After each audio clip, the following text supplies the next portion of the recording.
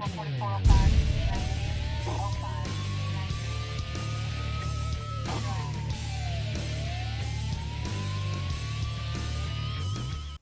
and welcome. I'm Jon Garlick, and I'm here with Chief Deputy Lynde Meeder, and this is Calhoun County's Most Wanted. Chief. Hey. Hey, it's good to see you. You know, you work hard to not be on the show. I do work hard. Like I said, I like it behind the scenes. I try my best to stay out from in front of the cameras. So. But we appreciate it when you're here, and you do such a fine job. Well, thank you. And your deputies are doing even finer job, if that's possible, out there beating the bushes and looking at the tips. Take a look at the count this week. All right, we've got 3 more arrests this week. Makes our count from 4,966 to a total of 4,969 arrests for the week. So it's an incredible number, almost 5,000 right. people over the last couple of decades, where our citizens have been working hard, working in conjunction with the Sheriff's Office and staying alert. And speaking of alert, right. we have some stuff to be alert for, don't we? Hopefully it won't get bad, but just to be prepared, you know, we are getting bad weather with this storm that's coming. Came in through Texas, and I know some tornadoes done several damage out there, and we're still in a marginal risk for our area, but I think it's supposed to be around like 6 p.m. to 2 a.m. So we are under high wind advisory, flash flooding, everything with your typical storms coming in. It's unpredictable, so just be prepared, possible tornadoes, and just like everything else, have a safety plan. You can watch our Facebook page. EMA keeps theirs updated. All the local law enforcement keeps it updated, so just make sure that you're weather aware tonight and stay safe. Weather aware tonight and after tonight. This show will air a little bit tonight and maybe after the storms come through, so be weather aware all season. This is that time of the year when we get lots of storms to come through, so stay tuned to your weather stations, your EMAs, and your local law enforcements. And stay with us because we have a really interesting guest and the first half of our lineup here on Calhoun County's Most Wanted.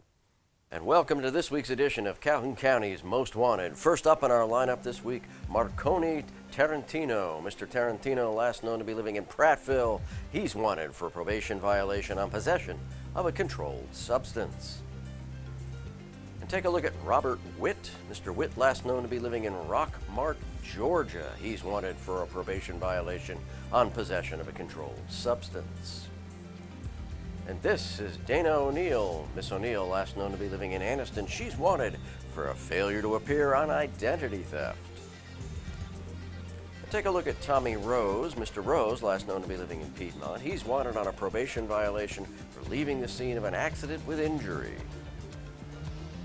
And this is Justin Nolan. Mr. Nolan, last known to be living in Oxford, he's wanted for failure to appear on possession of a controlled substance. And take a look at Cecil Kirby. Mr. Kirby, last known to be living in Alexandria, he's wanted for failure to appear on possession of a controlled substance, domestic violence third, harassment. And meet Michael Scales. Mr. Scales, last known to be living in Anniston, he's wanted on a probation violation for possession of a controlled substance. And that's it for the first half of our lineup. Stay tuned for the second half later in the show. Welcome back. We hope you saw somebody in that half of the lineup that you may know where they are, and if you do, call the Sheriff's Office. You call, they haul. We're here with the Mayor of Hobson City, Alberta McCrory. Madam Mayor, it's a pleasure to have you on the show again. Okay, good morning, John, and it's a pleasure to be on your show again this morning. So you have something new and exciting going on in Hobson City, as always. Yes, we are very proud and very glad to be part of an initiative that came out of the University of Alabama Community of Health, and that is that they submitted a grant to the Department of Health and Human Services in response to the COVID pandemic. And so it says advancing health literacy in the Black Belt because that was their focus. But because Hobson City had been out front trying to get information for our community and trying to educate our community about COVID, even about taking the test for COVID, because one of the things that the doctors ran into when some people went into the community is that they found that people were hesitant even to take the test, and that was before the vaccine became available. And that was because of ongoing problems African Americans have had with the health community. And so we set out to try to see if we could find some balance there to, first of all, provide the right information and try to help educate our community about as much as we could about what the pandemic was what COVID was all about. And so, and because of they knew of our efforts, they included us in this Black Belt initiative. So we're not in the Black Belt. We know we're not in the Black Belt, but we are very proud to be part of this because it is enabling us to get out into the community, to provide information about what's going on in our community, to help provide resources for people in our community, not just about COVID-19. That's the overall umbrella, but one of the things that we learned, you perhaps heard this a whole lot when it started talking about the many deaths that were taking place as a result of COVID. And you kept hearing this, they had underlying conditions, the hypertension, the high blood pressure, diabetes, obesity. And so all of these things that, are common knowledge in our community, but how do we address those, moving forward? And what we can do to help eliminate some of the problems, we know that there's a lot of stress anyhow in our community.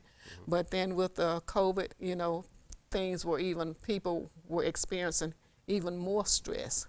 And so how do we help our people find the resources to address these? And how do we help people who are underinsured or don't have insurance find resources to help them, live better? And so this is one of the things that we are approaching with this initiative with the University of Alabama. And they also have, we have a partnership with Stillman College because Stillman is one of the colleges that's working with the University of Alabama with this project. So there are 5 cities, and they're not all black cities, but they're all black mayors. Oh. So we have the city of Fort Deposit, the city of Lynde, Alabama, the city of York, and Clayton, Alabama, and of course Hobson City, Alabama. And so all of these are part of this initiative. And we were able to hire 2 people on this project. And one is a health navigator that you will hear from today, and we hope to get the other person on real soon, and she's the youth coordinator. Oh, nice. Because one of the things that we felt would be very helpful is that because we had a lot of young people who were hesitant about taking the test and even about taking the vaccination. So we thought if we could target our young people and help them to understand, give them the knowledge so that they can make, a good decision for themselves, that they could help the other members of their families, the older members of their family, understand. Because we recognize that when it comes to health, it's very complex. I have to come home and call people to ask them, what is this? Mm-hmm. And sometimes when I'm talking to the doctor and I get a prescription and I have to go back and say, okay, so what is this for? And a lot of times people will not ask those questions. And you're in the hospital and they come in to give you a shot, you don't question what's in the shot, especially right. If you're in pain, you want to go ahead and get some relief. So we want our people to not be afraid of asking those hard questions and feel like you're getting the answers that you need. And one of the things that we are really concerned with is, how do we talk about healthy communities and, creating community gardens so that people can get the fresh vegetables and fruits and things like that. And how do you go about creating that space, and what does it look like once you do it? And what can you do to just help make your community better and address the mental health issues, mm-hmm. In our communities, things that we don't talk about. People are so angry. Mm-hmm. Yeah. people are really angry. Well, and, And you're so- doing such a great job, and that you're part of this Black Belt initiative, indicates just how important Hobson City is, not only to the state of Alabama, but to the community nationwide. So we've Absolutely. got to take a break, and then we'll hear from our health navigator. Absolutely, okay. And we'll also have the second half of the lineup, so stay with us here on Calhoun County's Most Wanted. And welcome to the second half of our lineup. First up this half, Robert Benefield. Mr. Benefield, last known to be living in Anniston. He's wanted for failure to appear on domestic violence second assault. And this is Tammy Howard. Miss Howard, last known to be living in Jacksonville. She's wanted for a probation violation on possession of a controlled substance. And take a look at Jennifer Denham. Miss Denham, last known to be living in Lincoln. She's wanted on a probation violation for possession of a forged instrument. And meet Antonia Lane. Mr. Lane, last known to be living in Oxford. He's wanted on a failure to appear for possession of a controlled substance. And this is Jeremy Murphy. Mr. Murphy, last known to be living in Jacksonville. He's wanted on a failure to appear for possession of a controlled substance. And take a look at Barbara Chastain. Miss Chastain, last known to be living in Cedartown, Georgia. She's wanted on a failure to appear for receiving stolen property first. And that's it for our lineup this week. If you have any information on these cases, please give Crime Stoppers a call. That number, 1-833-251-7867. Welcome back. We hope you saw somebody in that half of the lineup where you know where they might be. And if you do, call the Sheriff's Office, call Crime Stoppers. You call, they haul. We are here with the Health Navigator of Hobson City, Angela Orr. Angela, it's a pleasure to have you on.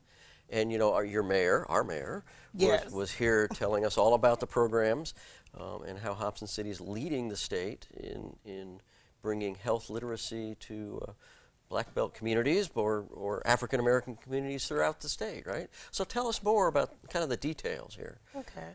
Well, good morning, and it's nice to be here with you all. And I am the Health Navigator.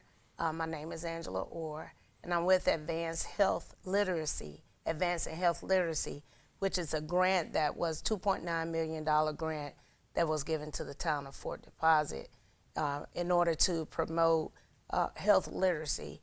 One of the main objects is to increase the knowledge for our community members, the correct knowledge concerning COVID-19, the vaccination. We also not just focus on the vaccinations of COVID-19, but we also want to focus on the other health disparities that we have in our community. So we're looking into hypertension, depression, diabetes, and the list goes on. There are so many that are there, and we understand that once COVID did kick off, a lot of discussion were about the underlying conditions that actually it seemed to have made COVID worse on individuals that suffered from other medical conditions. So my job is to, in doing that, my job is to go out and I research the agencies, our local agencies, be it local, federal, state, and we find services that the community members may not be aware of because sometimes, as the Mayor McCrory says, we are unaware of all of the opportunities that are there to assist us in our health. So what we want to do, we want to train how to be an advocate for yourself when talking with your physicians. Know the questions to ask. Don't be afraid to ask the questions and understand what they're telling you. So we want the community to feel comfortable with their physician because they are the ones that are actually taking care of them. And with that, when we say the community, we want to involve the children, the youth, because we understand that, and we have heard it time and time again, that the youth are the future. And the youth, if we can get them to be excited about their health, they will take it home. They will take it home to their parents. They will take it home to their grandparents.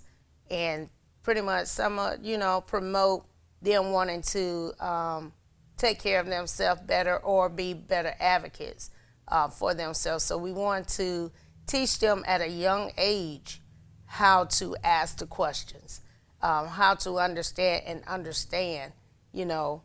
what is going on with your body or with one of your family members' body. So how are you going to get this information out to the community? Yeah, one thing that what we do, we have had community engagements and health fairs. The health fairs, what we do, we actually have had 2 so far, and we have members of the community as far as the physicians are concerned.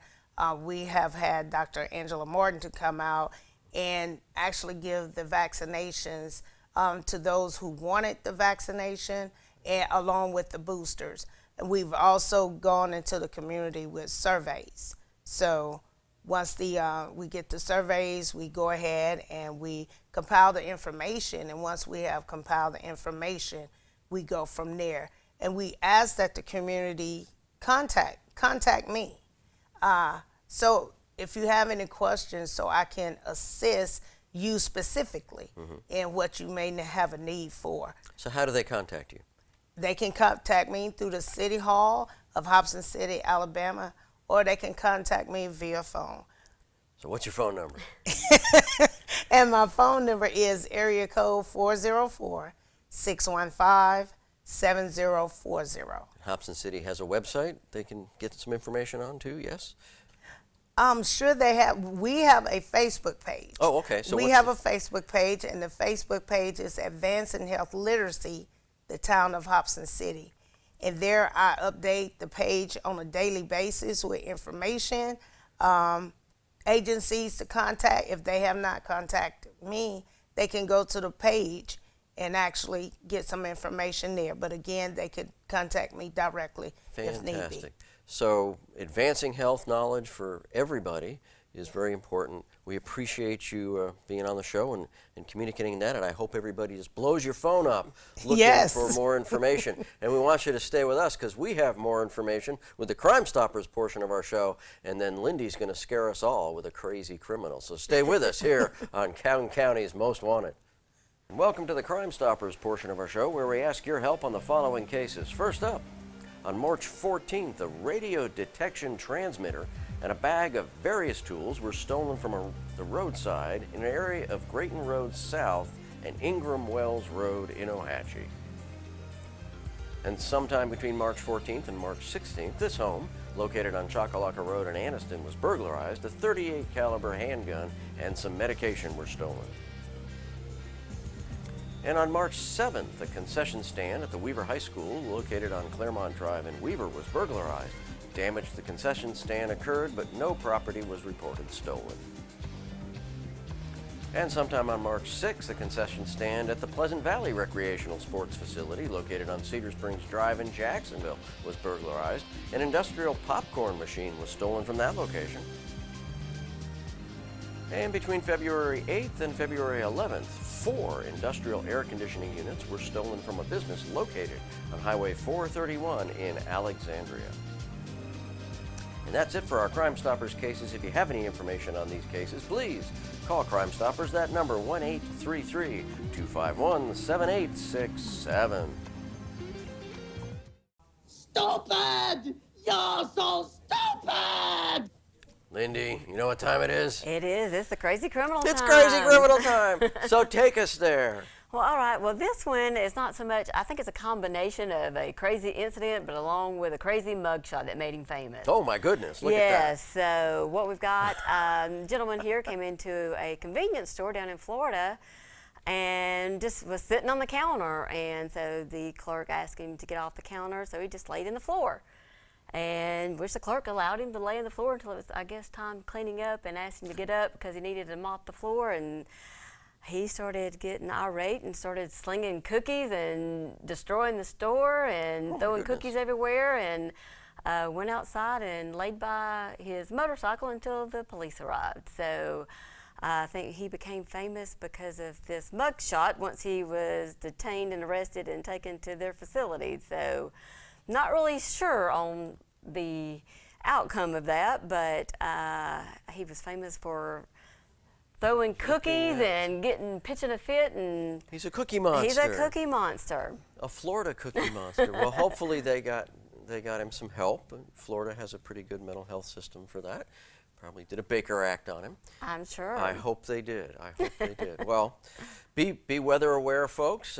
Contact Lynde if you're concerned. The Sheriff's Office has a web page and a Facebook page, and the EMA does, for updating on weather. It's that time of the year, so be weather aware and be always aware of watching this show every week. And we hope to see you again next week, but not in the lineup here on Calhoun County's Most Wanted.